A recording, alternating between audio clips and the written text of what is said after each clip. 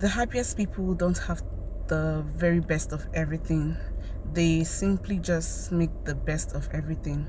My stance is this: I was not who I was last year, and that gives me so much peace.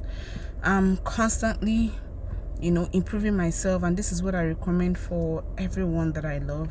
Keep moving. It's not so much about the pace, but it's about consistent movement, that you're making progress and you're moving forward. So every day you're taking steady steps into your very best version.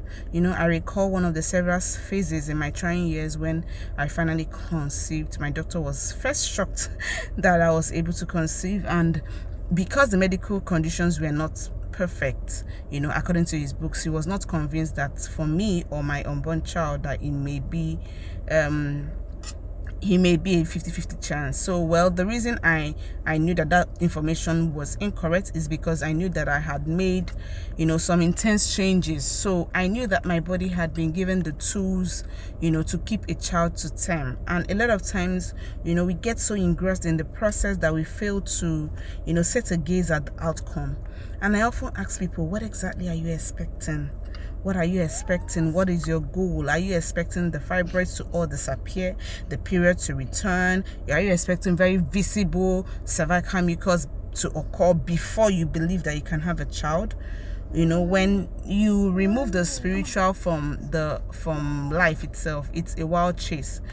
So today, no matter what your diagnosis may have been, remember that you are you are in this thing with someone that owns time. You can never run out of time, because God's got you. You are in this thing with the person that owns time, and he created your body so he can make your body conceive and carry to term, even with all the imperfections, with the doctor's diagnosis. Yes, faith without works is dead. Yeah. So, and you must play your role health-wise, because he gave you that body as a gift of trust.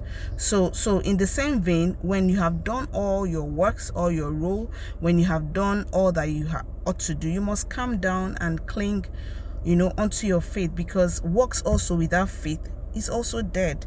Yeah. So beyond science and technology, meta-analysis, research, there is a good percentage of infertility cases that can only be overcome with the right spiritual principles. Okay.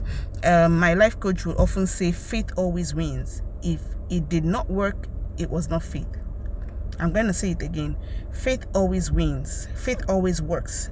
If it did not work, it was not faith. So worry and faith do not go together. Unfortunately, they don't go together. And trust me, this statement is scientifically proven to be correct. So how does worry affect your health? If it sticks around long enough, something as small as nagging concern in the back of your mind can affect your heart, the state of your heart. I mean your physical heart. Yeah, it can make you more likely to have high blood pressure, a heart attack, or even a stroke. So high levels of anxiety also can trigger sense of stress hormones, which imbalances your cortisol levels, which disrupts other reproductive organs and hormones. Yeah. So your body is smart. It knows that periods of stress are not the good time to make a baby. So it sends the signal to your body, oh, well, she's under stress. She needs to survive now. So it's not time to make babies. This is why in our fertility programs, we recommend that trying couples make the intangible series of the courses that we offer even more seriously, take it more seriously, because the stress management and the mind management classes are all they are the iceberg itself. They are the iceberg, they're the cocoa, like they will say, because it's, if you take all the supplements in the world and you don't see and say that you're birthing a healthy baby, then it just may never happen, because the spiritual controls the physical. Do you talk like a pregnant woman? Do you work like a pregnant woman? Do you affirm like a pregnant woman? Or do you talk infertile? In our classes, our fertility coaching programs, we give attention to this, the vision board, the right fertile affirmations. This is what keeps the right picture, before you, because this is how the couples that implement this, conceive against, doctor's reports. You hear them say, the doctor said this, but I gave birth to, against doctor's report. Why? Because of these principles. miracles. Even with the fibroid growths, even with the missing menses, they still give birth. They still conceive and carry a child to term. And this is why we don't just sell drugs, you know, on the supplement or supplements. You can't just come and we'll give you drugs in our So Precious birth fertility methodology. It's a program.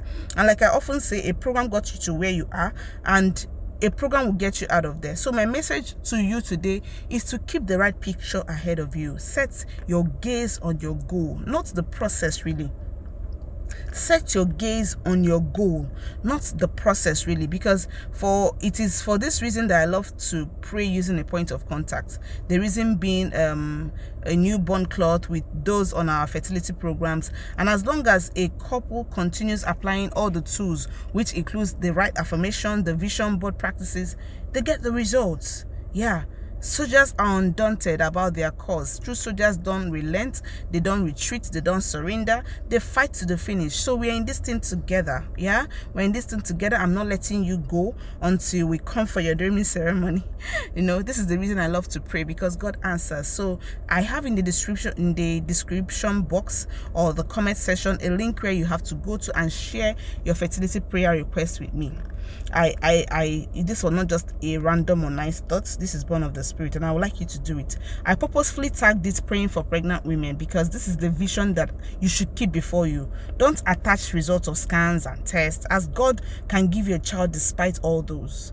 Okay, so our prayer is not necessarily to completely remove all those obstructions. Our prayer and our focus is for you to have the miraculous. Okay, our prayer and our focus is for you, you know, to, because if it's just to remove the obstructions, if that's the big deal, then we really don't need God in it. Yeah, so append the picture of the new set of your baby clothes, your baby cloth item, of your soon to born children, you know, the clothes that you want them to wear as they arrive, and I'll be archiving them to present to the Lord in prayers, joining my faith with yours for a miracle. So use the link below to present your prayer request alongside attachment of your point of contact. I'm blowing you so precious baby dust. Till we meet next time, keep living healthy and keep giving the world your best. I love you very much. Bye.